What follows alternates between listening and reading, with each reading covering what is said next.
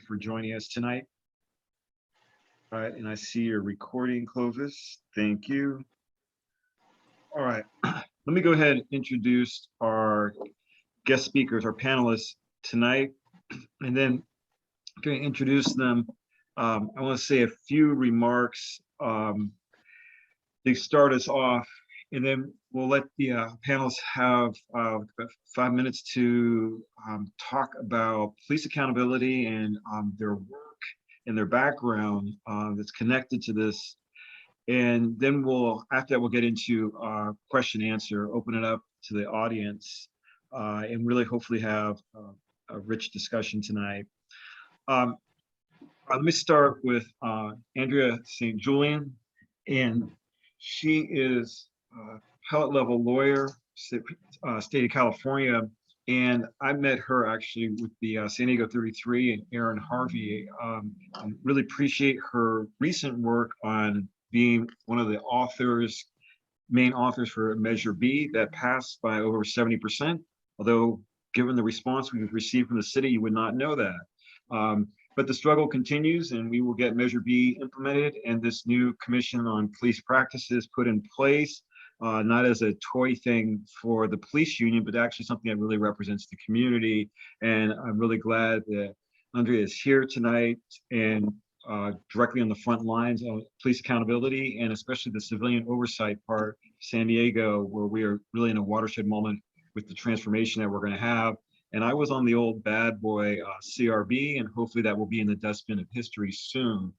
So thank you for joining us. And next, let me go to my organizing buddy, Yusuf Miller, who has seems to be the mix of everything with social justice work. He's the founder of Mosque Against Trafficking, and he is also the co-founders work together on starting the North County Equity and Justice Coalition.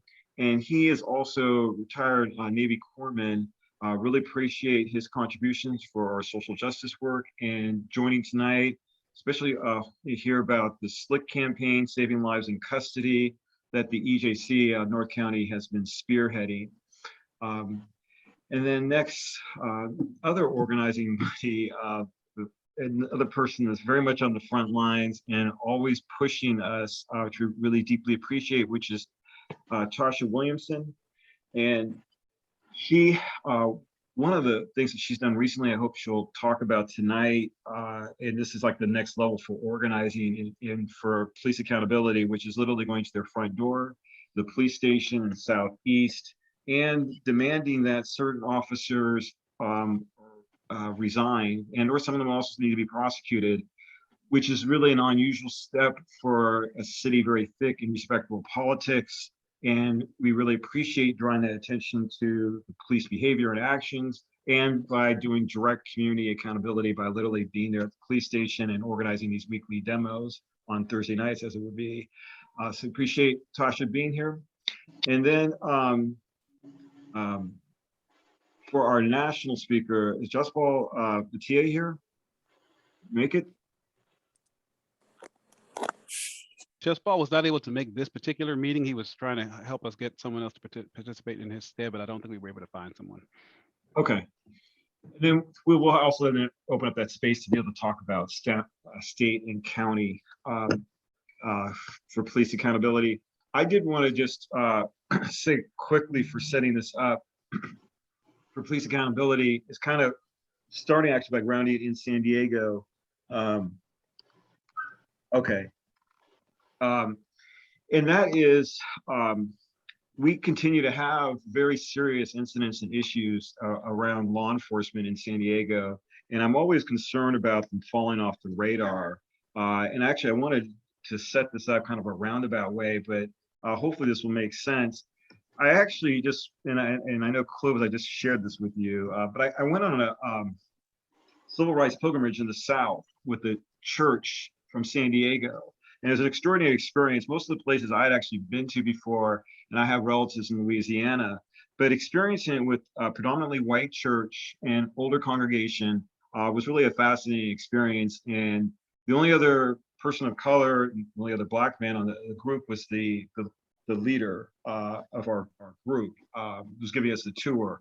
But the thing that I was actually most struck by, and I think is really fascinating, and it'll all make sense when I share this, which is some of the comments San Diego folks were saying when they were in the South. And it's very easy, of course, to ridicule the South, especially if you're doing a civil rights tour and seeing literally the worst of the worst, and going to these museums and meeting with people that were active in the civil rights movement. But it was really extraordinary when San Diego folks were actually coming across at times as very smug about, well, basically, we're so much better than that. Like, we don't have that issue, we don't have that history.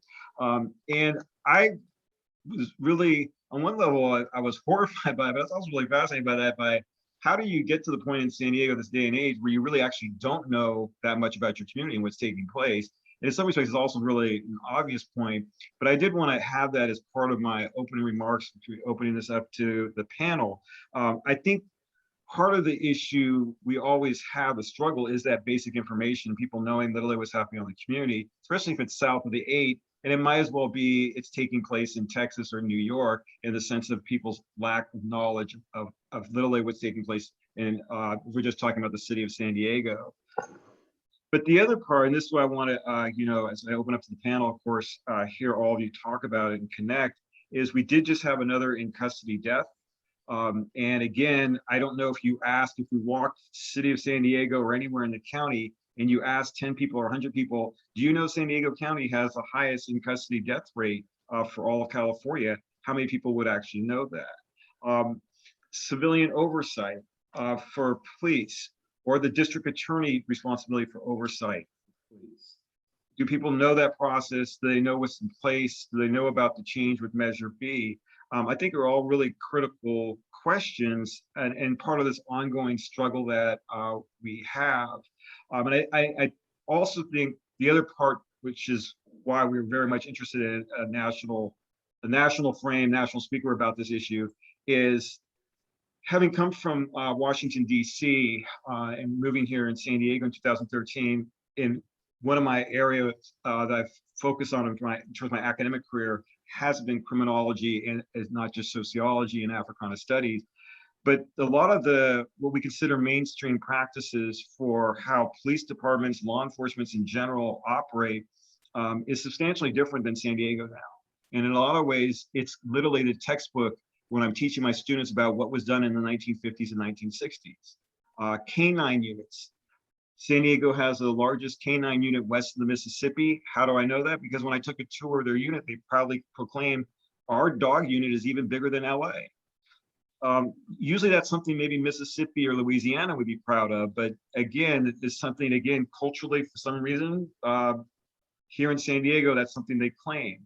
So that's why I want to open this up, because then the part about police accountability becomes so critical, and the role then that we collectively have as residents, as citizens in San Diego, and that policy making part, which again, people like Andrea have been deeply involved in all different parts, traditional, whereas also on the level of civil disobedience and direct actions, Tasha leading that in many cases, as well as this daily grind of protests, meeting with politicians, and organizing with folks like Yusuf being engaged in that. So I'm really excited about our panel tonight. And I don't know, just starting with, Andrea, if you want to start with talking about your work, and giving us also updates about Measure B as we go into this. And you can take 7 to 10 minutes to start us off. Great. Thank you, Darwin. And, you know, talking, you reminded me of an incident that you and I shared when we were doing work together down at the trolley, I think in Lemon Grove. Maybe you want to talk about that later at some point, that particular incident. But so just to kind of refresh everybody's memory about what Measure B was, it was a long, hard-fought battle to get a measure placed on the ballot that would create a robust community oversight of the police. We fought for over 5 years. We were betrayed and sabotaged by just about every sector of San Diego government. But in the end, they could not fight against essentially what was the will of the people. They placed it on the ballot. And if I can correct Darwin on something, we actually won with just a few tenths of a percent less than 75% of the vote. Okay. That is how strong the community felt about there being community oversight of the police. Okay. When you break that down, even Trump voters voted for community oversight. That's how much consensus we had around it. And I think one of the things that makes community oversight so important is, and the reason why I started with community oversight and why I work so strongly on it is that it does not matter what laws you put into place if there isn't some entity or some group or people who are willing to consistently make sure that those laws are being adhered to and implemented. It doesn't matter how many laws you have. Okay. We can work all day to try to get new laws and rules and regulations, but if nobody is the watchdog for it, it's meaningless. So that's why the work regarding oversight was foundational for me. So where are we at now? We got an overwhelming vote in terms of Measure B, and Darwin was exactly right. You wouldn't know it by the way the city council and the rest of the city government is handling it. We are once again being sabotaged and betrayed in every way in trying to enact an ordinance to support Measure B. You know, yeah. Again, it is shocking to think that they don't have a clue about that, but yeah, they tried to do it to us again. The ordinance was to support the new commission was unveiled a couple of weeks ago, and it was as if the police officers union had written it themselves. It was that bad. It was shocking how bad it was. It was a complete gutting and sabotage of Measure B, and that is obviously thanks to our city attorney who wrote it, and the fact that the city attorney represents the police department. Yeah, so I think I saw a little something in the chat about how can we help. We have to continue to let our electeds know that we're not asleep. You know, we're not satisfied with just the fact that we got Measure B passed. That was a huge hurdle. That was great. But we're watching, and we are going to make sure that this ordinance supports Measure B, enacts Measure B, and doesn't work to gut Measure B. All right. And I would ask that everybody, you know, go to our Facebook page, San Diegans for Justice, and sign up there. We do have a website, but our website is down for the moment because we are having a grand reopening in July. It's going to be a bigger, better, and more expanded San Diegans for Justice. But we send out action items when, you know, letting people know how they can help. And right now, one of the biggest action items, you know, that we have sent out and will continue to send out is contact your city council member, you know, and let them know that you support Measure B. What San Diegans for Justice did when the city unveiled the ordinance for Measure B, first of all, we had been promised this ordinance for literally at least 6 weeks, maybe 2 months. We had been promised that we were going to be able to take a look at it. So the city made its signature move, pretended like it was going to give it to us, and then really didn't, and then gave it to us 3 days before the Public Safety and Livable Neighborhood Committee's meeting about the ordinance. You know, obviously thinking that if they give us just a really short time to read it, we won't know what they're doing. Well, we did read it, and we did see where it was an attempt to totally gut Measure B. And so what San Diegans for Justice did in response is we wrote a 45-page ordinance in response. I didn't sleep for 3 days, that's for sure. But we wrote what's called the Voters Ordinance, which fully implements not just Measure B, but also the will of the people. We had a number of forums with the community in conjunction with the new CPP, asking people, what do you want to see in this new commission? All that is in the voters ordinance. So if you want to do something, call your city council member, email your city council member, email all the city council members and let them know that you want them to support the voters ordinance. That's what San Diegans for Justice wrote. That's what we placed before the Public Safety and Livable Neighborhoods Committee in response to that horrific ordinance that the city attorney wrote. And we expect that the voters ordinance be used as the basis for the ordinance they're going to enact for the new CPP. So yes. And with that, Darwin, I'll turn it back to you unless anybody has. Could you also tell us real quickly the timeline for city council? Are they out on vacation? When will the Public Safety and Livable Neighborhood take this up again? Yeah, and it is always, shrouded in mystery, right?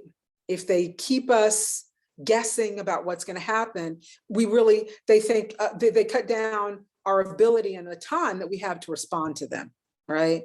So it's always kind of secret what's going on. We expect, because will be in recess for all of August, we expect that this will come back before PSLN in September. I would ask to continue to look at our Facebook page. We will have our new website up in the end of July, and you'll be able to see everything there. But sign up, give us your email. You will get all of our communications as to how we're going to move forward. But the bottom line is we've got to get this voters ordinance enacted and move them away from that horrific gutting of Measure B that was the ordinance that the city attorney prepared. Cut and dried, that's it. All right, thank you. Really appreciate that. All right, so that helps us with starting with the part about civilian oversight and the role that has for police accountability and why the structure is so important for what a city or a county will have. We move in now, let's go over to Yusuf Miller to talk about the SLIC campaign in particular, but also in general, your thoughts about police accountability and the work that you're doing. Thank you, Yusuf. You're welcome. And is that how long is that again? 7 to 10 minutes. Okay. I had to put a little stop clock on myself because you know how I get sometimes when I'm on a roll. Okay, so at first I want to address accountability. Accountability is the only force that will curtail the activities of people in power. Only with accountability. And then that accountability needs to be held in check with transparency, meaning the average person, no matter who they are, they need to be able to have access to what happened to violators.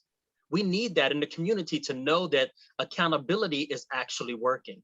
And a lot of times it's not because we don't have that transparency. So accountability is that force, but transparency keeps it honest. So that's what we're looking for. And that's what we're after with accountability and transparency. And everyone on this panel, I've been seeing them do exactly that. Well, hoping for that, fighting for that, to make sure that law enforcement and whoever it is, are held accountable for their actions.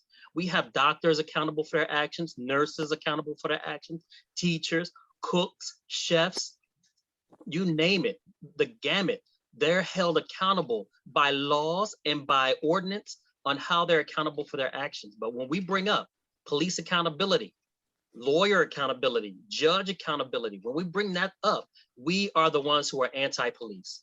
We are the ones who hate officers and things like this. We are pro-crime. This is what they want to say and label us. When we're really pro-family. We're pro-civilian, not being murdered on the streets by people who are taking our tax dollars just to kill us.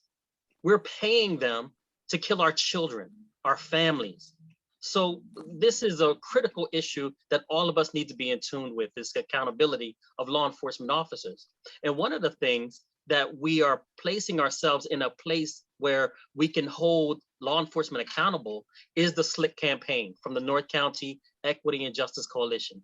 SLICK stands for Saving Lives in Custody campaign. This SLICK campaign is about the in custody deaths that Dr. Fishman talked about earlier.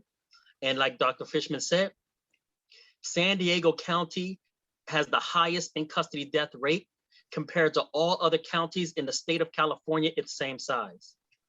Now, Gore tries to dodge this fact by saying we're looking at the wrong data, we use the wrong matrix to measure that out, and we have our eyes open for this type of slick type of runaround that he's trying to give us. We're the SLICK campaign. You can't out-slick us. So we're going to look at and make sure that they're using the standard, the industry standard on statistics when it comes to evaluating the in-custody death rate in San Diego. Now, what is this SLICK program? How did it come about? In August of 2020, the North County Equity and Justice Coalition, along with the Racial Justice Coalition of San Diego and all of our partners, we were energized by the story of Elisa Serna. And if you don't know this story, Elisa Serna was in custody at the Women's Detention Center, and she was having withdrawals. She had a seizure. She hit her head, and they left her on the ground right where she is. And they said that she was faking it. They say she just doesn't want to be in jail, and she's just faking it. They left her where she lied, they being the sheriff's deputy and the medical personnel. When they came back the next day, she was still in that exact same position, and she had rigor mortis. And like I usually say, you'd think this story can't get any worse, but she was pregnant. So we lost 2 lives in custody here in San Diego County, along with the other nameless lives that we've lost that people have no idea about. We had people showing up to the audit hearing, telling about their children. One lady came up and she talked about her son who was begging for his heart medication, which they denied her son, and he died of a heart complication in custody. We have people who died during COVID unnecessarily. So all kinds of reasons, not to mention, not to forget suicides and drug overdoses. Of course, there are heart attacks, and of course, there are strokes that happen. Of course, people have accidents, but we're not talking about that. We're talking about preventable deaths that the law enforcement is responsible for. Once they have our loved ones in jail, they're responsible for feeding them, housing them. They're responsible for all that thing. They're in law enforcement's care, and they need to be accountable for what they do and don't do for our loved ones. So we asked for, starting in 2020, August of 2020, we started showing up to the CLERB, the Civilian Law Enforcement Review Board, and asking for an independent investigation of in-custody deaths. Why independent? Because we don't trust local officers investigating local events. We don't trust that at all. We have never trusted that. So we asked for the next level, a state-sponsored investigation, which we received last week. So now they're in the process of starting that. But back to the history of how this came about. We're asking, doing the grassroots work, showing up to the CLERB. I ask everyone here, show up when it's time for voting for different processes, Measure B, or in custody death, or bringing law enforcement officers to account. Please, you need to show up so that we can have the community's voice. And the community voice showed up for not only Elisa Serna, but for all the unnamed people who have died in custody. Why were we so frustrated by this? The CLERB had dismissed 22 cases that were under investigation, that they dismissed without no investigation at all. Did they tell the community that they dismissed 22 cases? Were those 22 cases maybe murder? Were those 22 maybe wrongdoings? Were those 22 cases of all the other types of deaths that could have been involved? We will never know. They threw away 22 cases of San Diego in custody deaths. We cannot have this. They do it behind closed doors when we don't show up. But we have people on the inside, and we are constantly vigilant on what's going on in the system. That's why you have the Tashas, the Darwins, the Clovis, the Julias. So we have all of us in this process, looking out for the common good of everyone so that we can keep everyone informed on what's going on. But we need your help. We need your support to show up with us, to let the that officers know that the community is not having it. Let legislators know that they need to do something to change this system. So accountability is super important. Accountability for 22 cases, somebody needs to be held accountable for that. There were probably some deaths of loved ones that we know that went under the radar. We happened to catch Elisa Serna. Horrible case. A horrible case. I would not have imagined a case like that. But we have that, and that could have been swept under the carpet. What about all the other ones that we haven't heard of that's been swept under the carpet? So this Saving Lives in Custody campaign, it started to pick up steam, and it started to get rolling. And the Democratic Club, the Central Democratic Club, also got wind of what we were doing. We were putting in a resolution, and so were they. Their resolution made it to Dr. Akilah Weber's office before ours, and Dr. Akilah Weber, she responded immediately, because she's the assembly member of the people, just like her mother. So she responded immediately and called for a hearing for an audit for in custody deaths in San Diego. We had that hearing last week. They voted on it, and it passed with saying that they will do an independent in custody death audit of the deaths in San Diego. And that's thanks to all of you. That's not thanks for a Slick campaign or RJC. We only started the initiation for it. That's for everyone, because everyone was writing in to the board, because you could write in, you could call in, you could show up on the phone and listen in, which a lot of us did. All of us in San Diego, that was a win for all of us. One of the many wins that we're going to continue having throughout this process of things that are going on, whether it's Measure B, whether it's the any campaign that grassroots organizations are doing. So I want to say thank you to everyone for supporting us, and I'll conclude there. Thank you. And Yusuf, could you also add real quickly, we went to that CLERB meeting to testify and say how horrific it was, Elisa Serna, her dying in custody was. Could you just say real quickly about her mother's response and the family's response? Yes, we never met them. Yeah. We never met the Cernas, never met them at all, but right is right. Justice is justice. So we mobilized the community, North County, East County, South Bay. We mobilized the community throughout San Diego, those who could go, those who could participate. And they called in, calling for justice for Elisa Serna, an independent review of this case, which was initially not under review. They said no one is at fault for that. Because the community showed up, they put it back in the sustained category where they were going to do a review. The mother and the lawyer of Elisa Serna also showed up to this CLERB meeting because they wanted to speak out. But the family was so moved by the community that they were in the background crying, the whole family. And a lot of them are not even in California. They were crying of the outpour of justice from people who never met their daughter. So the mother contacted me and told me this story, and I was very moved by this story. And she decided to represent the North County Equity and Justice Coalition in the hearing in Sacramento for justice for all people who have lost their lives in custody. We don't have to know the person. We know justice. It's in each and every one of us, and we need to stand up for it no matter what. Yeah, thank you. I just want to add that part, because you step out on faith like that. As you said, right is right. We went there. We knew no idea that was going to touch the family in that way, that we get change the CLERB results, have them review it again. So I think it's a really beautiful story about our work, because rarely do we get that kind of reaction when we do this kind of social justice work. So I appreciate you sharing that with us. Next, Tasha, if you were ready, next up, I'd like you to share with us your thoughts and your work, what you're currently up to. Sure. There's a lot going on. That's for sure.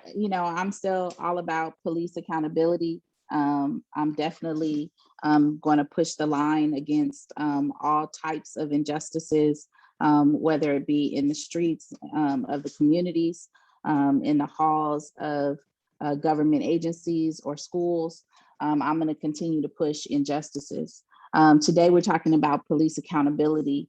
You know, I've listened to Clubhouse, I've sat in many meetings, and it's infuriating that police have infiltrated some of the minds to believe that if we comply, they will not harm us. That did not hold true. Was awarded so largest monetary award for the death of someone at the hands of police at $33.5 million. The jury found that the officer not only lied numerous times, that he had no reason to stop Mr. Pickett, and that the murder was unnecessary and unreasonable. These unnecessary stops happen more often than we actually know. Here in what we consider as southeastern San Diego and other areas like Linda Vista, City Heights, are definitely militarized zones when law enforcement is concerned.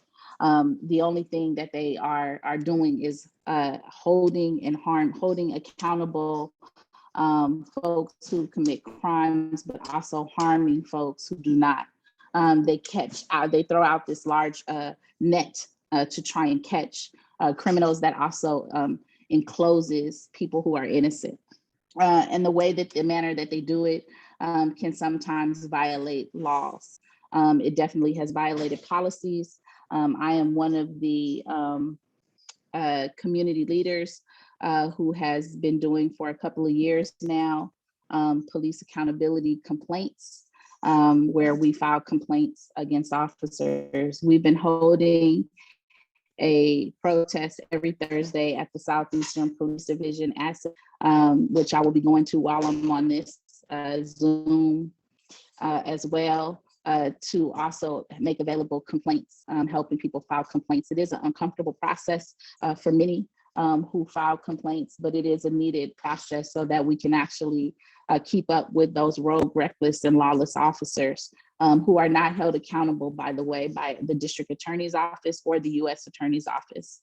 It is inherently a justice system that has been riddled with corruption and racism that would only hold a justice for community members, but no justice for law enforcement officers. It wasn't until recently that law enforcement officers actually started getting arrested from the La Mesa officer, ex-officer, Officer Dadges, who is actually trying to get his job back, suing to get his job back. Many people don't understand that these officers, when they are fired, oftentimes go back and sue so that they can retain their jobs. And they often get their jobs back and their pay. And so we continue the fight. I agree with everyone who spoke before me that we definitely need to have legislation. We need to have oversight, but I also think that we need politicians who are going to be courageous and fight for us. Currently, we have a mayor who is no longer protecting, or who has never protected Black lives against police officers. And then we continue to have community members who will support these types of politicians. And so it has to be a full front from all of us to say no to selling out. We must say no to getting elected on boards where we are quiet. We must say no to politicians who want to get in front of our members and speak, but not protect us.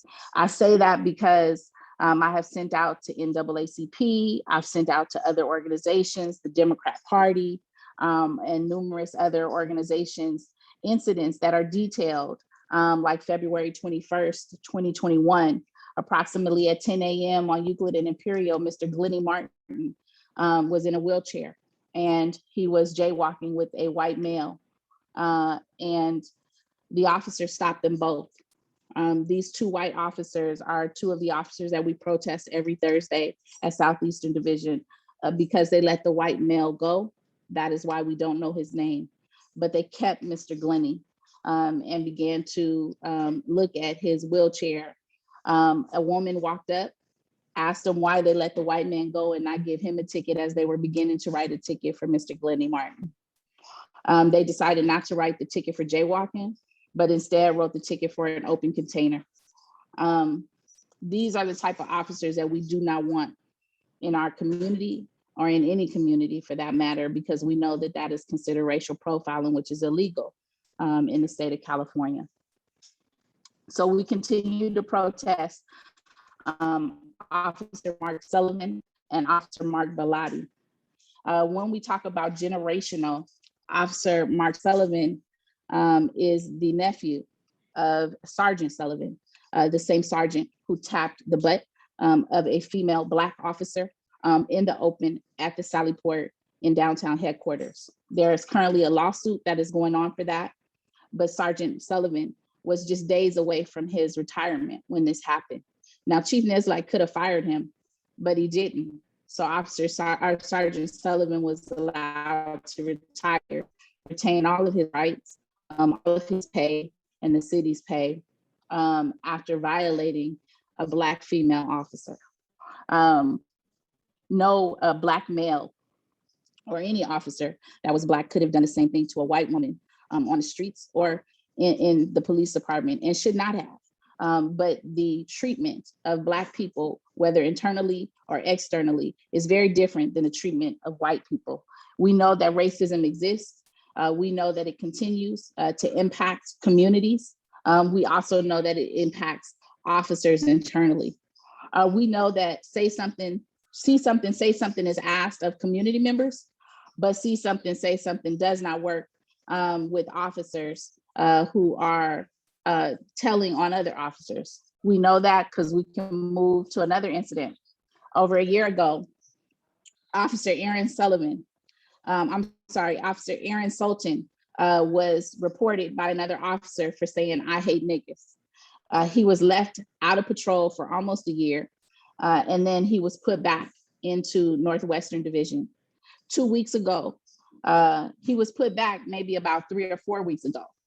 2 weeks ago, Officer Aaron Sultan was made acting sergeant. Now, it was reported to me that the command staff there, the captain, Ben Kelso, has made a statement that Officer Aaron Sultan was the only officer with seniority who could take the acting sergeant position. And I want you guys to know that officers lie.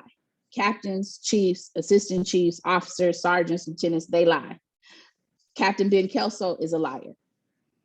Acting sergeant at the time, Aaron Sultan, it did not matter whether or not he was the senior officer. There are many officers with seniority who have been passed over for acting sergeant all across this city in SDPD. So for Captain Ben Kelso to make that statement and lie to an NAACP person asking, because they are also fighting hard for justice for us, is not okay. It's simply not okay. We should not stand we should not stand for it from any officer, especially those within supervision and those who command entire divisions. We cannot lie to officers without going to jail. We can be fined, we can go to prison. There are things that will happen to us if we lie to officers, but nothing happens to officers who lie to us. Again, we have another incident in relation to a complaint that has been filed regarding Officers Megan Simmers and Officer Rich Page. These two individuals racially profiled Mr. Perry Owens Jr. On February 21st, 2021. Captain Manny Del Toro proceeded to let community members know, again, like Ben Kelso, that this wasn't what I'm depicting. It wasn't what I'm depicting, it's what Perry Owens Jr. is depicting, that he was pumping his gas. There were no other people around him. And these officers walked up to him and just grabbed him because they said he looked like he had a warrant. He fit the description, as we all know what that is. These are officers that we will continue to protest, along with Officer Dunleavy, who was rehired back to SDPD after having over 30 violations of not wearing his body-worn camera, of which it is alleged that he also used excessive force on juveniles and adults. These are some of the officers that we have unleashed in our community by SDPD. And Todd Gloria, who is the mayor and has all power, has done nothing to protect us from these types of officers. So we condemn anything that would have Todd Gloria speaking at it in regards to Black lives, because he has refused to protect Black lives. And also with his disrespect, during the Derek Chauvin trial, Todd Gloria decided that he would make a statement to the police officers of SDPD. And in that statement, he called all these officers good officers. Now, I just talked to you about at least 6 officers who are not good officers, and a couple of captains. Therefore, we would say that Todd Gloria will protect police over community continuously and over again. And we are asking for people to stand up, to film as evidence, and to file complaints as accountability. These things have to continue to happen so that we can create our own data to show and prove that the departments that we have allowed to be in city industries as and paid millions of dollars, which if people don't know, SDPD has the highest budget in the city out of all the departments, and has the worst law enforcement in the nation, I believe, because they are rogue, reckless, and lawless, and allowed to be that way. And when other officers stand up, when communities stand up, they are retaliated against. So I would tell people to keep fighting at all ends. We must be a fist, hitting them with many blows in different angles, so that we can crush them and then build them back up. Because at this point, there is no way that I can see law enforcement departments in this city, which is Mississippi of the West, changing the behaviors that they have unless they are forced. All right, thank you, Tasha. So we open this up for questions, audience participation. I just want to add the part for the connecting the dots, especially given what Tasha shared with us. And I would just suggest that a lot of what Tasha is describing is because of the failure of the structure that's supposed to be in place with civilian oversight and district attorney oversight of law enforcement. And because we have such gaping holes and it's so inadequate, then folks like Tasha and others, community organizations, individuals have to step into that void. And ultimately, there's not a lot that we can do in the sense that these officers aren't getting fired. There's not getting prosecuted. And with that, let me just also add the other component, since Andrea talked about the civilian oversight. The other part that's in theory, the structure that's supposed to be available is the district attorney prosecuting rogue officers. Summer Stephan, our current DA. We have a campaign with Racial Justice Coalition San Diego directed at her office for prosecutor resign because of the lack of rogue officers that have been arrested and prosecuted. And this is not a new phenomenon. This was based on data research that was done looking at a 25-year period with the district attorney and finding that no officers had been prosecuted or arrested, gone through trial for this, and specifically officer-involved shootings. And I say all of that just to say that we know that we have, it's part of then an overall culture here for law enforcement where they really do believe that they can operate as they want, and there will not be any checks on them. There will not be any effective oversight of it. And in that sense, it is an extremely serious problem. And we tend to get in this mode where I suggested at the beginning, we started this, is that we only learn about this when it literally explodes, when we have something like a fatality. And so I appreciate this opportunity for us to come together and to talk about this tonight and about what we can do, like with things like the structure, what Measure B represents, as well as also things like campaigns that are in place like SLIC, dealing with in-custody death, as well as the prosecutor resign, directed to the district attorney. And also the key then is what Tasha suggested and what she represents with her work, weekly protest, which is literally grassroots civilian oversight of officers that have done really heinous acts, and there's been no consequences for their actions. So with that, I'm going to open it up And you put questions in the chat, or unmute yourself and share with us thoughts, reactions to what our expert panelists have presented so far tonight. And Clovis, feel free to tell me if I'm missing anything, like in chat, if there were anything, questions already posted. No, I think we covered the one question that we had at that time, and I just did something that makes it impossible for me to tell what the heck's going on. Okay, let's see if there I got it back. Okay. But thank you all of our panelists. Thank you, Darwin, for moderating. Our best to Buki as she goes back to work serving people in the medical profession. While we're waiting for questions to show up in the chat, I do have a question. And folks, because of the way this is structured, I cannot see your hands if they are raised. So I am asking you to put your questions in the chat. It's okay, I guess, to kind of unmute yourself. We do have a number of people on the Zoom, so that might get a little messy. It's probably best to put them in the chat. But Tasha made a lot of good points, and everyone has articulated this. But I really want our panelists to talk to our audience about what they specifically can do.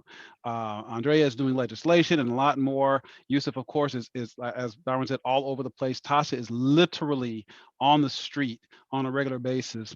And as I look across the folks who have joined us, a lot of folks are actually involved and engaged. But some folks, who maybe I just don't recognize, but there may be some folks on the Zoom who are not. They're like, well, what can I do? That's what can I do? So there's a lot of folks here who have a lot of capacity to help people know what they can actually do, get involved in the work that's being done around not just police accountability, but any of the work that we're doing in terms of justice, social justice, criminal justice, environmental justice, whatever we're doing. So any of the panelists can chime in and talk to our audience about where they can get themselves actually engaged. I actually think that, we protest, like I said, every Thursday. Our next protest will not be in Southeastern, it will be at Northwestern Division. We plan to have a lot of people there. Our protests are very peaceful. We are not violent in any way, shape or form, but we are very loud. And so I know that people have asked those questions before. I think that, people see things on the news and think that all protests are the same. There are protests that, believe me, I believe that all protests are needed to make change. People need to fear us. One of the things that the chief said to me is that his officers fear me. And I simply said back to him, do you know how long my people have feared your officers? I really don't care. I've done absolutely nothing but hold officers accountable. And if a bullhorn and a loud voice is scaring officers, or somebody walking on your block is scaring officers, that's your fault. Stop acting up. Do your job appropriately and treat my people with dignity, and all people with dignity and respect. And you won't have a problem from us. We don't actually need all those police officers in our communities. What we need is funding and resources. And so if they want to change the outcomes of what they quote unquote call street crime, then invest in the communities and the people in it, and make sure in poverty. If you want to change the crime rate and you want to change everything that's happening, disparities and all of that, then in poverty. Because what has been shown to me during COVID-19 is that they can find money for law enforcement, they can find money for immigration, they can find money for all these different things, for over $80,000 of art, for Black Lives Matter, wood boxes and flowers and pictures of people who have died, over 200 people who have died, but they cannot find money to invest in our communities and our people, to get them in and out of poverty, and to help them sustain that. And so I'm sick and tired of hearing what we need to do. I believe it's what the government needs to do. You can end everything else. You want to eradicate crime. You want to do all this other stuff, then end poverty in the United States, but end it right here in San Diego. Thank you, Tasha. I see questions now in the chat. Can I just ask, and Tasha, you said you're going to be protesting at the Northwest Division. What day and time is that? We protest every Thursday at 7:30. It doesn't change. Northwestern Division. You can actually Google it. It will be on my Facebook post. I don't have the address with me right now, but I definitely can. If you watch my Facebook posts, Instagram, or Twitter, I post them every week, and I leave them up there. So we will be protesting them for the action of having Aaron Sultan, who made a statement and was reported for saying, "I hate niggas," as an acting sergeant. An acting sergeant is someone who has subordinates under him, who is teaching them and training them up. And we believe that it is a slap in our face to have had Aaron Sultan as an acting sergeant. And we hold the captain, Ben Kelso, accountable for that because he is the one who is over that division. It is not his lieutenant, it is him. He is a Black man first before he is a captain, and he should have known better, and his lieutenant should have known better. And if they don't, they will next Thursday. Andre, yeah, it's July 15th, Northwestern. July 15th. Okay, great. Yeah. 7. So that, yeah. And Andre, you want to take the question about and that should be the district attorney representing the police department, and how do we change that? Yeah. And if I can kind of start out in a bigger picture than that, I think the biggest problem that we have in moving forward is that people think they're powerless and don't think that they can really move forward, or they think it's hard to move forward. And I think Measure B showed that that is absolutely not true. Measure B was a 100% grassroots issue.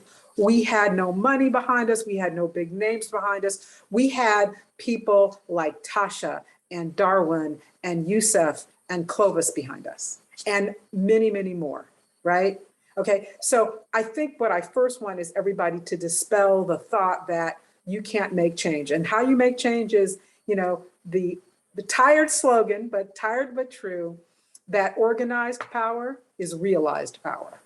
All right. So when you ask what you can do, the first thing is you need to get organized. How do you get organized? You join organizations, like San Diegans for Justice, like the Racial Justice Coalition. You join Tasha, and I'm forgetting the name of your organization right now, Tasha. But you join these organizations, and that organized power becomes realized power. Okay, now to answer more specifically about the question of the DA. So I'm sorry, Darwin, I lost the thread of that question. How to do what with the DA? They're asking about the district attorney representing the police, and how can we change that? So of course they pretend like they don't represent the police, right? The problem is that They said the attorney general. For the district attorney, in the sense you're asking about for the county of San Diego, John? Yeah. And if I can maybe rephrase, I think that the problem is that the DA works so closely with the police that they just refuse to prosecute them. There's no official representation of the police by the district attorneys. They'll pretend like, no, we're very neutral in that. But there have been suggestions that other organizations weigh in on whether a particular police officer or sheriff should be prosecuted, another entity other than the local district attorney's office. There are endless things you can do in terms of suggestions. You can get CLRB, or you can get the new CPP, Commission on Police Practices, to give them the power to at least make a recommendation to the district attorney's office. There are endless ways to kind of help and support that. But the bottom line, and one may be, and Genevieve Jones-Wright suggested this when she ran for district attorney, that there be a special separate unit that decides whether a police officer should be prosecuted. And that unit should be made up of deputy DAs that do not work with police officers at all, right? So that there's no ability for them to feel more partial toward the police. So those are just some ideas that people have suggested. Yeah, Andre, let me quickly interject that the district attorney is a county elected office. right? They're not part of the city of San Yeah. Diego. When we talk about, we're thinking in terms of San Diego PD, El Cajon PD, Coronado PD. They are not a part of a police department or a city. They're part of the county of San Diego, and they are elected. So that needs to be understood. Thank you. Yeah. Let's go. Yeah. They are elected, and I think if I can. Yeah, but I think that. No, go Go on, ahead. Tasha.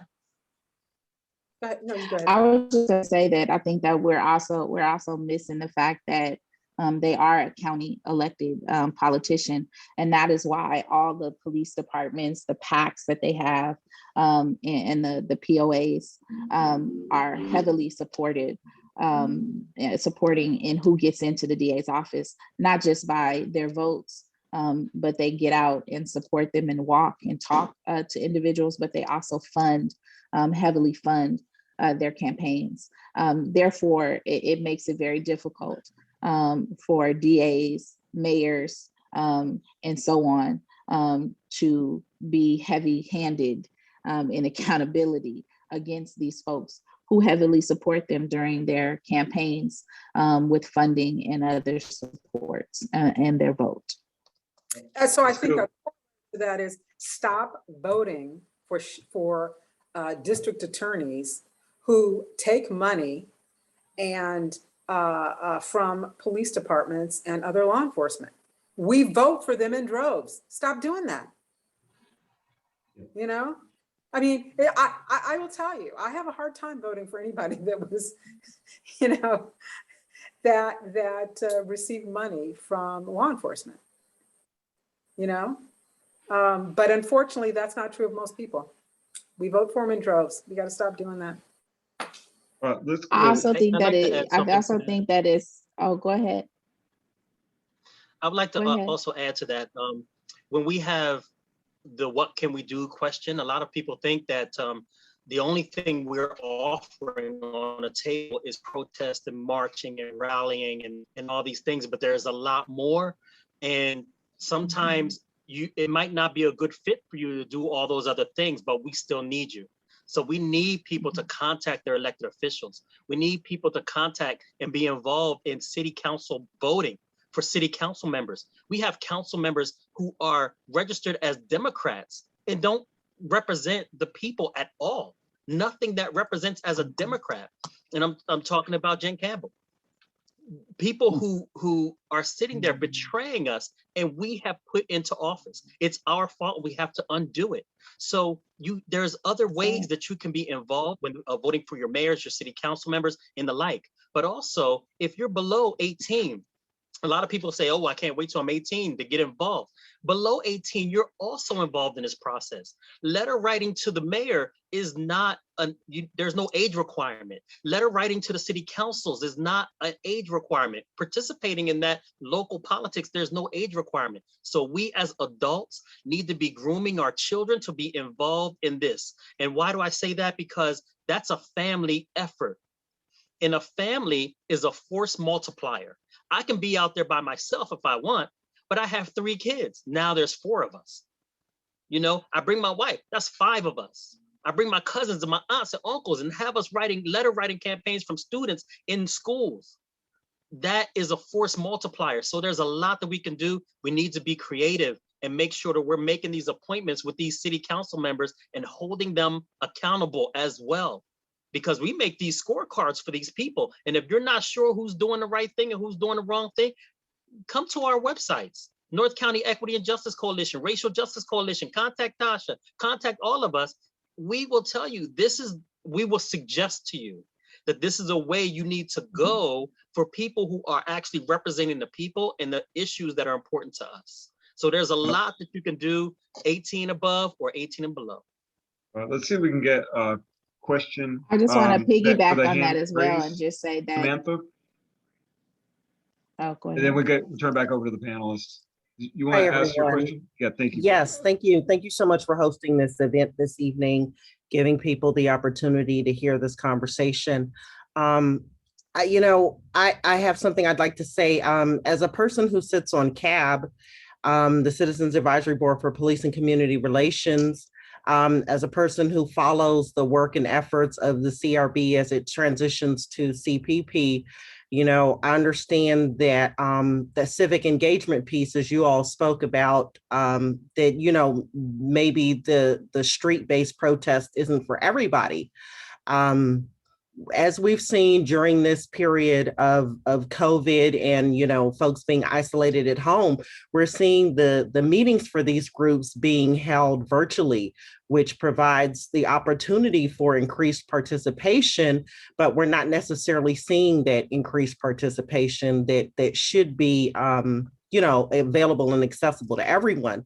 And so, I would love to see where these different organizations and coalitions are really consistently on a monthly basis, pushing for direct action, for presence and participation in these, municipal meetings. I've heard you all talk a good deal about CLRB this evening, and obviously CPP is coming into its development.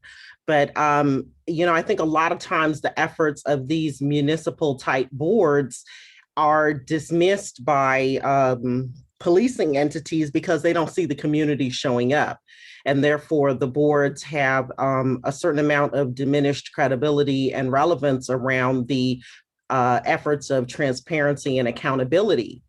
And so, if we could get people to, and I recognize that a lot of folks have been frustrated by prior engagement and encounters with the police, in that sense of their voices being dismissed or being held or treated as irrelevant. But if we could get more people that actually, show up, then it creates a sense of additional credibility for these groups, with the policing entity, and it becomes less easy for them to be dismissed and their recommendations and offerings and efforts to be dismissed. So I just wanted to put that forward, because if all of these groups could work in collaboration towards increased transparency and accountability, then we could really be in a place where we could more effectively leverage the political climate shift to some extent that we've seen within the recent election cycle in San Diego. And I just wanted you all, as the panel's thoughts on that. Thank you. I would like to Thank you. touch on that. I want to say that I think that folks like yourself, Samantha Jenkins, thank you for, putting yourself out there in an arena where we have been previously, and we've not been respected. I know what that feels like. I know what that looks like. And it's very difficult because we as community members give up, right? We have limits as well, especially when entities are created that weren't really meant to be created to sustain themselves. And so I hope that people hear what you said and will start to, have their members attend the CAB meeting and other meetings, CLRB and CPP, so that folks like yourself who are true community members and really there for supporting the community and the groups that you support, of the population you support, so that you won't feel like you're alone. And anyone else who is a part of that group that is there for good intentions. But understand that also the bad intentions and the fake intentions are what harms us, because we see them all the time, whether it be at CLRB, whether it be at CAB, whether it be at CPP, or which was CRB. The way they're treating CPP, and they being the government, the folks who are really in charge, not representing us, is indicative of how they feel about us. They don't care. And the reason why those protests happen, the reason why people will make comments about who fears who, is because they're not afraid of CAB, they're not afraid of CRB, they're not afraid of CLRB, but they are afraid of having their home protested. They are afraid of you showing up at their lunch. They are afraid of you showing up at their job. They are afraid of being posted on social media and having their videos go viral. That fear for them is real. The fear that's provided by these groups is not. Just like the Black Advisory Board that Todd Gloria created. How come there is no action to protect Black people? Black people watch this, and time again, they have these frustrations of our people being used. And it may be in other groups as well. And so how do we get around that? I really don't have the answers for that, but I will step up and try to attend events as much as I can to be supportive of folks like yourself, because I do not want Black people who have good intentions to feel alone in a room. I know what that feels like, and it's not good. I protested for 6 months by myself with Dwayne Harvey sometimes to get rid of 2 officers in Southeastern Division, and we did it for 6 months and got rid of those officers. That is how difficult things are. And so I'm really sorry that folks like yourself are in the position that you are in. But please know that I appreciate you, and please keep going, because at some point, all these blows that they getting, it's gonna weaken their structures. All right, let's see if we can get in. There's a bunch of questions in the chat. Some of these are really short, quick, hopefully answers. I see one from Karen about council members that support the People's Ordinance. Andre, you want to answer that? Is there anyone that's come out publicly to support the version that you wrote? No, not yet. Again, it was a very short order that everyone got a chance to see the city's ordinance. We provided the PSLN with the ordinance on the morning of their hearing. At this point, I will tell you the key council members that need to be contacted who are on the Public Safety and Livable Neighborhoods Committee. Of course, Monica Montgomery is the president of the PSLN. But we also have Marnie Von Wilpert, Steve Whitburn, and Raul Campillo. Okay, those are the 4 people who are going to decide whether the voters' ordinance gets passed on to the city council as the ordinance. And we all have to contact those 4 members by email, by telephone, any way possible, and let them know that we demand that the voters' ordinance be enacted, period. And 2 of those are from the city attorney's office. Exactly. From the city attorney's office, yeah. Lippert and Raul Campillo come right out of the city attorney's office. And I could tell you that one. Next question, Mark, school resource officers getting them removed from campus. Who wants to jump in on that? Yusuf, Tasha? What was the question? The school resource officers, basically removing the police from campus, or what kind of security forces should schools have, especially since I know this, familiar with this, some schools even have armed officers, tasers, pepper spray. Thoughts on that? We are criminalizing our students right at the gate. Right at the gate, we have them criminalized. These school resource officers, that it makes a police state right out of our school systems that we send our children to. And we find where they are being brutalized at school even before they get to the streets. We see in, I think it was La Mesa, where a young lady was body slammed by a school resource officer, and nothing was done. Nothing was done. So we have this militarized over-policing of our students. And what do we think that does to our students? It develops this hatred for law enforcement, hatred for officers. It puts them in a route, a train wreck, all the way to incarceration. And these little exposures that they get with law enforcement has an impact on their psyche. It has an impact on their health, their stress level. So this is horrible. It's over policing of our youth in the school systems. What about specific legislation we should be supporting? Darwin, before we move on, the question also included the question: is somebody addressing this in San Diego County, either with the Office of Education for the county or San Diego Unified School District, or anybody?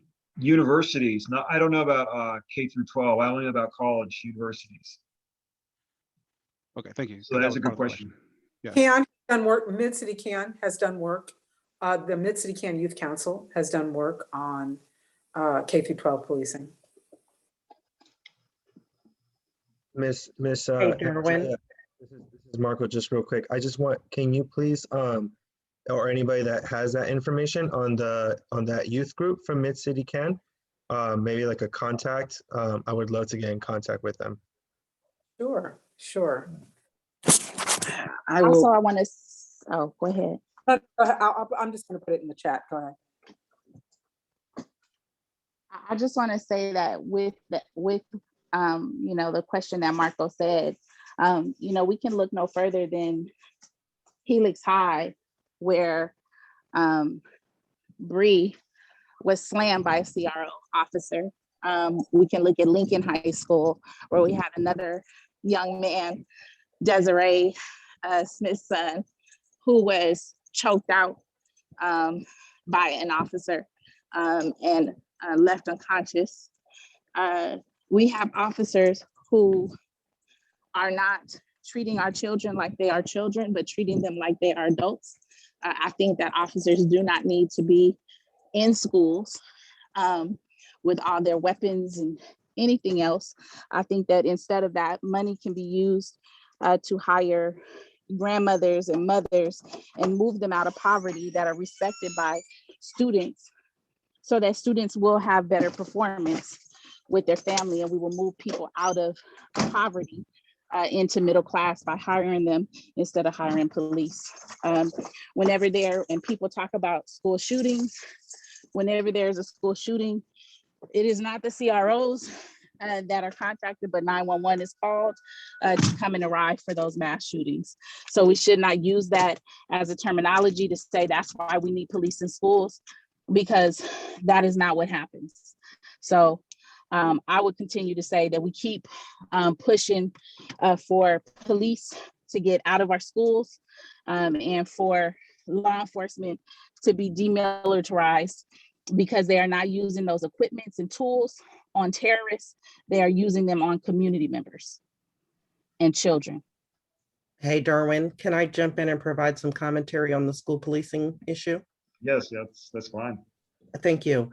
You know, as a member of CAB, I inquired as to whether or not we could have any role or impact on the issue of school policing.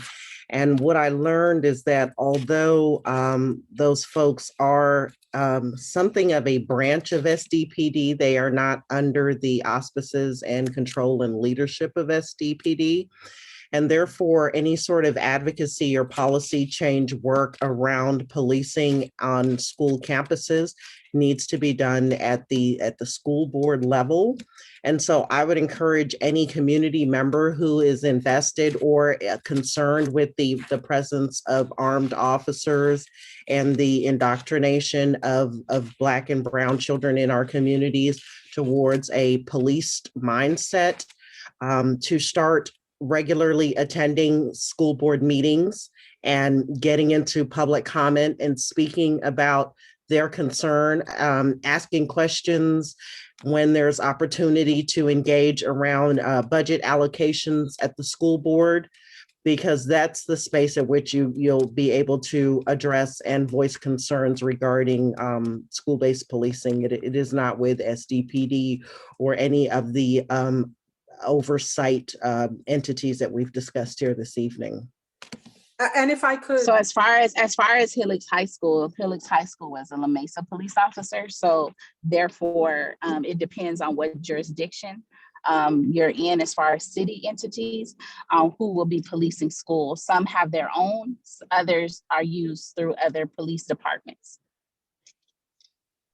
And if I could add something, maybe, again, going back to organized power being realized power, you're going to have much more power on this issue if you find and connect with a group who is working on that issue, and all of your voices become organized, and you'll be much more powerful that way. I would contact Mid-City Can's Youth Council. We have 2 email addresses in the chat for that, and ask to become a supporter of their work with decriminalizing schools and working around school policing.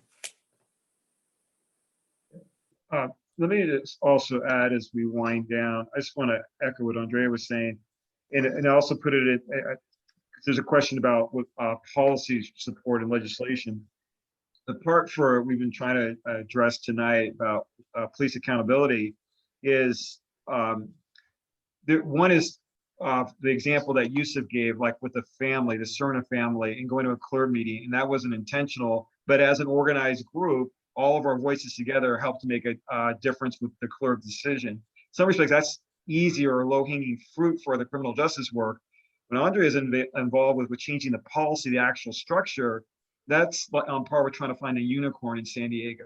It's extremely hard to change policy.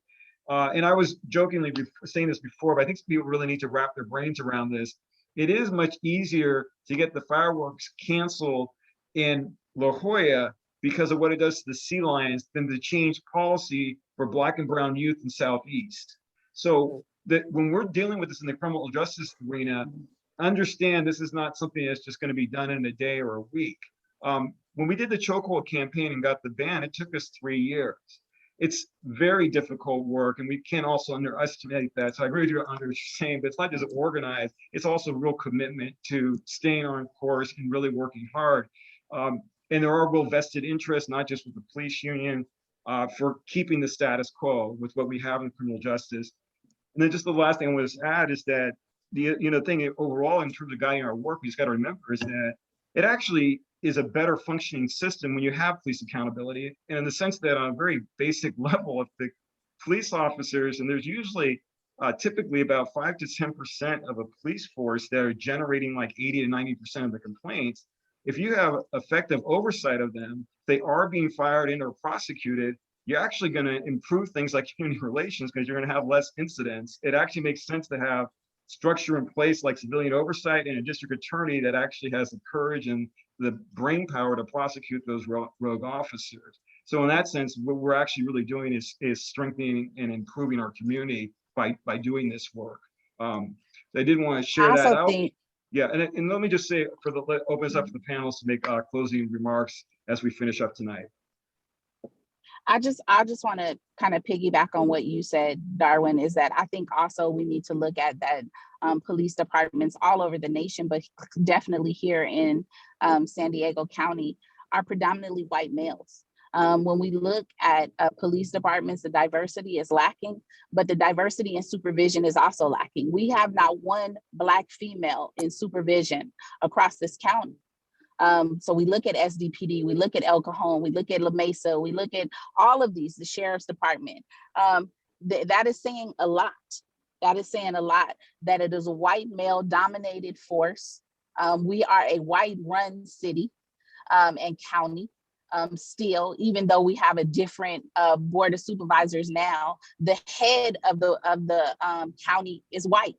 And because we have this, we retain the membership as the Mississippi of the West. Until we deal with racism, until we deal with the fact that SEALs lives are more important than Black lives, Indigenous lives, Latinx lives, people of color's lives, that is going to continue to be like that. It has been like that. And so people have to get serious about the business of racism, about the business of poverty and how people are treated, because how the hell can a SEAL be more important than my child's life, than your life, than my nephew's life? All right, thank you. Andrea, you can close out, closing comments, and then Yusuf. Yeah, sure. I would like to invite everybody to a national conference that two of my organizations I'm involved in, or actually 3 of my organizations are putting on. The conference is Decriminalizing Neighborhoods, and the website is decriminalizingneighborhoods.org.